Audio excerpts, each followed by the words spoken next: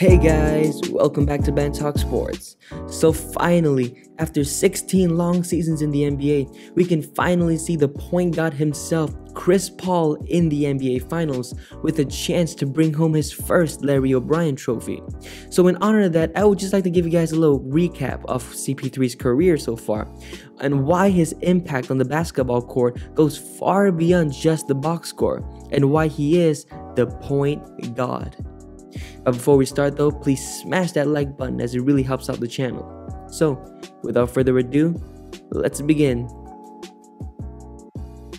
In the 2005 NBA draft, the New Orleans Hornets drafted Chris Paul with the 4th overall pick, and right away, he immediately made his presence known because as a rookie, he turned the Hornets from a lowly 18-win team to a 38-win team just the next season while taking home Rookie of the Year honors. And in just his 3rd season in the league, he turned that team into a 56-win team, which was the 2nd best record in the Western Conference. And a team that could actually compete with the likes of the San Antonio Spurs, the Los Angeles Lakers, and the Dallas Mavericks, while averaging a double-double in the process with 21.1 points, a league-high 11.6 assists per game, while also leading the league in steals with 2.8 per game. Now, after his stint with the Hornets, Paul would take his talents over to LA, where he again revitalized another franchise. Along with Blake Griffin and DeAndre Jordan, they created Lob City. And that wouldn't have been possible without Chris Paul. And honestly, those are one of the most fun teams to watch in NBA history.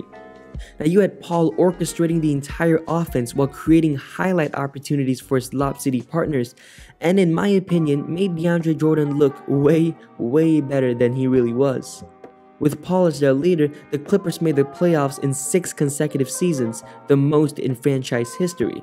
And although Paul wasn't scoring crazy numbers, his playmaking, leadership, and defense are what makes the Clippers title contenders for all those seasons, while leading the league in assists in 2 of those seasons and leading the league in steals in 4 of them.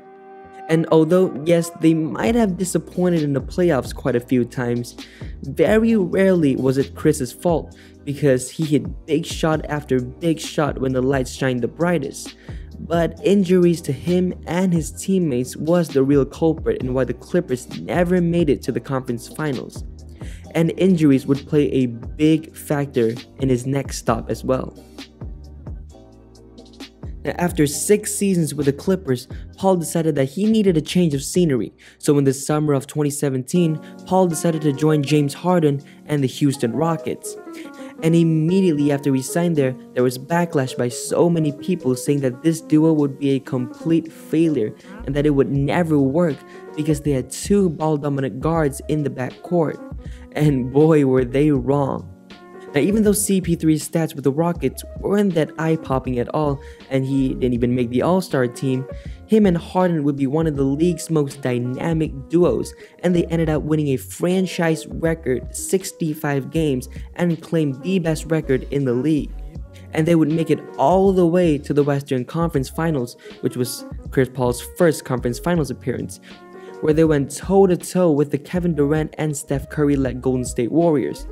But an untimely injury by Chris Paul cost them the series and they eventually lost in 7 games. But that was the furthest any team had gone against that Warriors team, and in my personal opinion, if Chris Paul hadn't have been injured and the Rockets didn't miss 27 consecutive threes, they would have won that series and most likely gone on to win the championship that season. But after another season again losing to the Warriors, the Rockets traded Chris Paul to the Oklahoma City Thunder for Russell Westbrook. And when the news broke, multiple news outlets and fans said that the Thunder were going to trade Paul immediately and that he wasn't even going to play a single game there and that his career has finally come to an end. But that couldn't be farther from the truth, as Chris Paul proved everyone wrong again by not only playing the entire season with the Thunder, but making the All-Star team for the first time in 4 seasons, and led that team, which ESPN gave them a 0.2% chance of making the playoffs, to the playoffs. And they didn't just barely make the playoffs, they won 44 games and were the 5th seed in the tough Western Conference and went toe-to-toe with his former team, the James Harden-led Rockets, and they were literally one shot away from advancing to the second round. And that season showed everyone why Chris Paul is one of the greatest point guards ever. And even though he left after just one season with OKC, he has helped so many young players on that team, especially Shai Gilgeous-Alexander, who would have his best season being the backcourt mate to Chris Paul. So after we left OKC, people were wondering where Paul's next destination was going to be. Many people thought that he might want to join the Lakers because the only thing missing from CP3's accolades is that Larry O'Brien trophy. So it was definitely weird when he decided to join an even younger and inexperienced team in the Phoenix Suns. But CP3 once again showed us why we call him the point god, making another all-star team at the age of 35, and along with Devin Booker, led that team to the 2nd seed in the Western Conference. And even though they were doubted in every single playoff series they played, they won each and every one of them. And now finally, after 16 long seasons in the NBA, the point guard is in the NBA Finals with the chance to finally win his first ring.